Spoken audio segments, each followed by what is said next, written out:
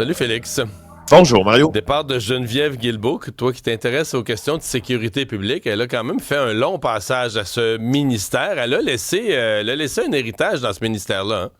On ne pourra jamais enlever à Geneviève Guilbeault toutes ces innovations au ministère de la Sécurité publique, surtout dans le domaine policier. On a parlé des bracelets anti-rapprochement, c'est vrai. C'est vrai que on était très, très en retard sur certains corps de police, certaines localités, non pas provinces, parce qu'on a été au Québec quand même les créateurs, d'une certaine façon, de ce bracelet anti-rapprochement pour ce qui est du Canada, mais 1270 bracelets qui ont été imposés à des hommes.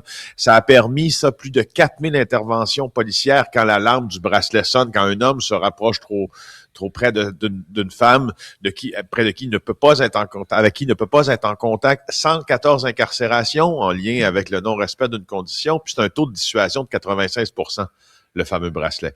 Alors, c'est dire à quel point c'est bien que tu dises ça, parce que dans les nouvelles, là, mettons quelqu'un qui peut avoir l'impression que le bracelet, ça marche pas, parce que quand un gars réussit à l'enlever, ou en tout cas, ça fait les nouvelles, là, mais ce que tu nous dis, c'est que c'est un taux de succès de 96%.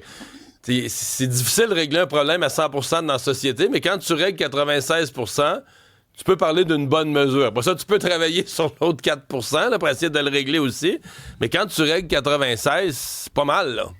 Ben, c'est juste. Puis, tu sais, quand tu as un taux de dissuasion pour 96% des hommes qui, maintenant, ne s'approchent pas d'une personne de qui ils n'ont pas le droit d'être près, ça peut éviter aussi des féminicides, là. Puis, je te rappelle qu'on est au Québec, là, depuis des années, dans une forme... Tu vas me dire, un féminicide, c'est trop. Tu as tout à fait raison, mais c'est une crise des féminicides. Alors, dans cet aspect précis d'application de la loi, 96%, ça me semble très bon, bien qu'on dise, exemple, que sur la Côte-Nord, ça fait 2 ans que c'est supposé être en fonction, ça ne l'est pas. C'est sûr que dans un programme de pan-québécois comme ça, il y a des ratés, mais au global, on s'en tire bien. Il y a eu aussi le dossier des crimes par arme à feu. Là, c'est trouvé au ministère de la Sécurité publique quand il y a eu cette prolifération à Montréal, a mis en place une escouade. Est-ce que ça, on considère que ça a donné des résultats? Oui, beaucoup, beaucoup. En fait, ça, on peut dire que Geneviève Guilbeault a fait mouche quand elle a créé la fameuse escouade Centaure, parce que ça a permis une hausse massive, selon la Sûreté du Québec, là, aurait doublé le nombre d'armes saisies sur son territoire depuis le lancement de la tragédie, donc de la stratégie. Ça, c'est pour la Sûreté du Québec. Et puis, tu vois, en 2 ans, là, tout de suite après le lancement, les corps de police avaient déjà saisi près de 400 armes à feu, principalement des armes de poing.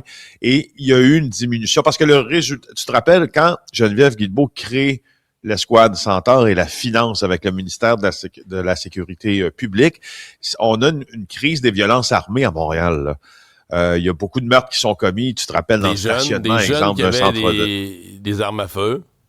Oui, puis des meurtres qui sont commis en public, là, c'est-à-dire dans le stationnement d'un centre commercial, centre Rockland, pour ne pas le nommer, encore des tentatives de meurtre près du centre Bell, en plein centre-ville, en plein jour. Alors, le service de police de Montréal, lui, a observé une baisse de 40% des incidents de violence armée en 2 ans. Ça, c'est sûr. En tout cas, si on prend les chiffres du début 2025, on attribue ce succès en partie à Centaure, parce que Centaure, c'est 500 millions de dollars le budget total qui est alloué contre cette violence-là. C'est pas mal, pour les policiers, on oublie c'est avec beaucoup le d'argent. temps, mais c'était un gros coup de barre, là. Alors, c'est ça. Donc, puis ça a permis aussi la création de plusieurs escouades satellites, on pourrait dire, autour de Centaure.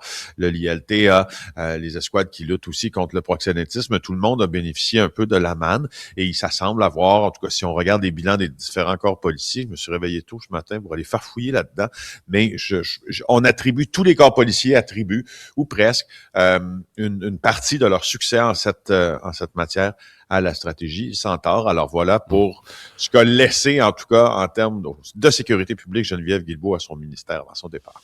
Une disparition à la fois très mystérieuse et inquiétante. Sylvain Birtz a soupé avec sa meilleure amie le 3 janvier dernier. Elle lui a parlé le soir au téléphone. Le lendemain, comme on dit, plus de son, plus d'images. Sylvain Birtz des portés disparus.